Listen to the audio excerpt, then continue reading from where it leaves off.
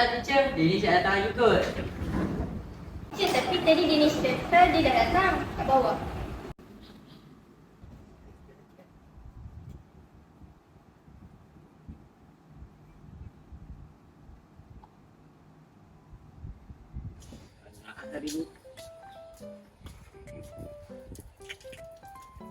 Segar. Awal lagi, relax dulu.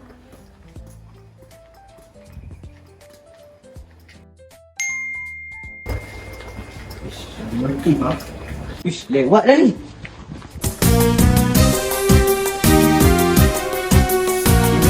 Lewat dah.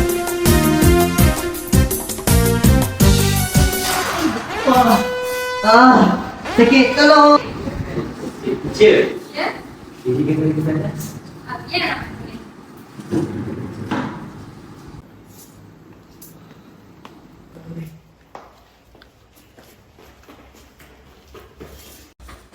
Wih, ini.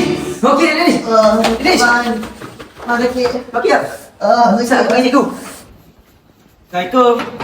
Weh. Dia tu. Okey. Kat mana? Tangga.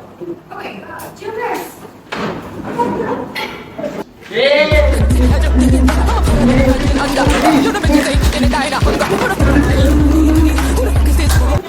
Awak ni. Kita angkat dia dulu. Letak dia dekat tepi ni bagi dia selesa dulu.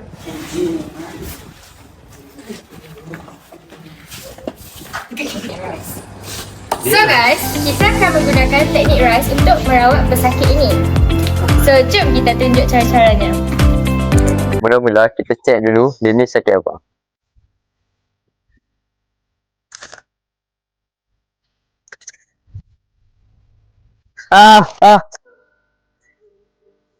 Oh, terselip ni.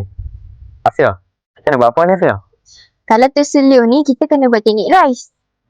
Langkah 1. Rehat ataupun rest. Rehatkan tempat yang cedera. Langkah kedua, pour ice. Letakkan ais 15 hingga 20 minit.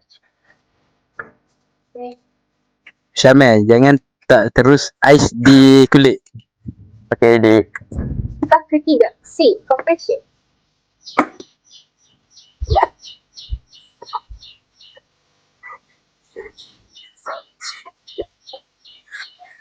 gunakan pembalut elastik.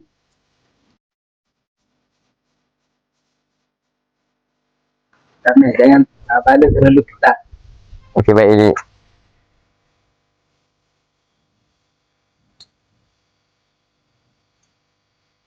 Langkah terakhir, E.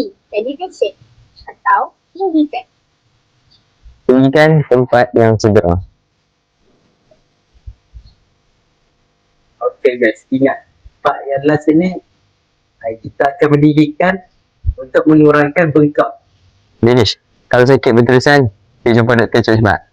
Okey Syamel, terima kasih.